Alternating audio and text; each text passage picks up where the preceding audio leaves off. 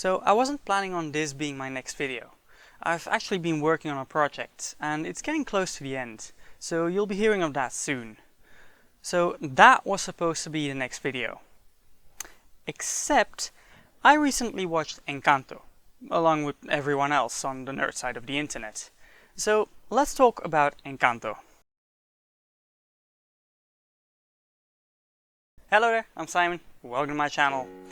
Today's topic is the most popular film of the year, already. I'm gonna talk about Encanto. Specifically, I'm sorry Madrigals, I have to talk about Bruno. Credit where credit is due, the question I'm trying to answer today was sent to me by a friend of mine in the form of a TikTok video. By the way, I'm on TikTok. There's a link below if you want to see more short form nerdiness from me. Anyway, that video was asking why Bruno needs a whole ritual to see his visions. And where did he learn that ritual anyway? I mean, it's a fair question. It's not like this is a power that's been handed down to him through generations of people who refine and hone the craft. Like, having a gift is a family thing for the Madrigals, but they're only on the second generation, so there's not a whole lot of honing they could have done. And Bruno is literally the first with this ability. So who taught him how to use it? So that's a great question, and I will get to the answer. But I actually think it's only scratching the surface, because this is hitting on something much bigger and much deeper. There is a significant difference between the gifts of the first generation and those of the second generation. If you look at the gifts Abuela's children have versus the gifts her grandchildren have, you may notice that the first generation of gifts are a lot more conditional. Like Pepa can control the weather by controlling her emotions. They are inextricably linked. Julieta can heal people, if she's also feeding them. And Bruno needs to do this whole ritual to see the future. Meanwhile, Dolores just hears everything, all the time. Camilo can just shapeshift, seemingly at the speed of a torch. Antonio just speaks to animals now, by default. Luisa is just super strong. We see her training in the beginning, but that's probably because of the pressure, and not because she actually needs to. And Isabella just makes flowers, at will, without even having to point. None of them have to do anything to make their powers work. The first generation does. By the way, I am aware that Abuela is technically the first generation here, but I suppose she just transcends that. I'm talking about the first and second generations that have magical gifts.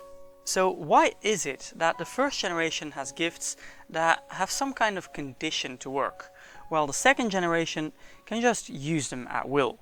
Of course, it's possible that the magic flame kinda just told them through magic, and perhaps whoever gave them the gifts was still testing whether or not the Madrigal family was worthy of having gifts, and because they passed the test, the next generation doesn't need those conditions anymore.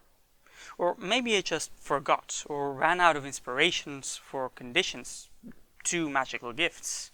I mean, it's possible, but that relies on all sorts of assumptions about what that flame can and cannot, and would or would not do. To me, that's the easy answer, and it's not very satisfying. But I do have an explanation. Abuela. She is the key to all of this. Specifically, how she feels towards the miracle and the gifts. Think about everything she's been through. She was driven from her home, lost the love of her life, and was then expected to raise 3 children on her own, and somehow also lead the entire community as well. And then a magic flame gives them a place to live, and her children get magical powers. She feels incredibly grateful, but she's also not taking any of this for granted. She may not fully understand how, but she is well aware that these gifts are granted for the benefit of the community, and that they have to earn them. They have to make themselves worthy. She knows that they fell into this situation, and that her family now has to rise to the occasion. Now, I know what you're thinking. Prove it. Alright, I will. Because she literally sings all of that. In the family Madrigal, where Mirabel introduces her whole entire family to us, Abuela sings We swear to always help those around us and earn the miracle that somehow found us. Except she does it a little more melodically. And a little later she sings that work and dedication will keep the miracle burning. Her literal words. And if you can't trust a song, what can you trust? So it's clear that Abuela may have a mild case of imposter syndrome and feels like they need to earn the miracle. What does that have to do with Bruno's ritual? Well, what if the first generation originally also just had powers, like the second generation? Perhaps the reason they have these conditions is because Abuela put them there. Now, I'm not saying that Abuela did this maliciously. I'm not even saying she did it intentionally. But I am saying that it seems like Abuela saw that her children had these magical powers and did what I imagine any mother would do in such a situation. She made sure that these gifts would never be taken for granted. She purposefully called them gifts, so it would always be clear that these were gifted to them and not acquired or innate.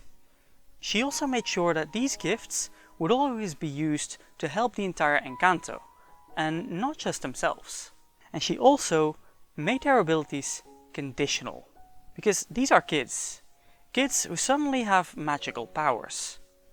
Who do they look to tell them how to use them, to teach them how to control them? Their mother. And so, Abuela came up with these conditions, perhaps to keep them earning the miracle. Perhaps as training wheels so they could learn to control their powers. Perhaps just to keep them calm and sane as they grow up with magical powers. Perhaps all of the above. For whatever reason she did it, Abuela raised her children to believe that their powers are conditional. She basically conditioned them until their gifts truly became conditional. Not because of the magic, but because of psychology.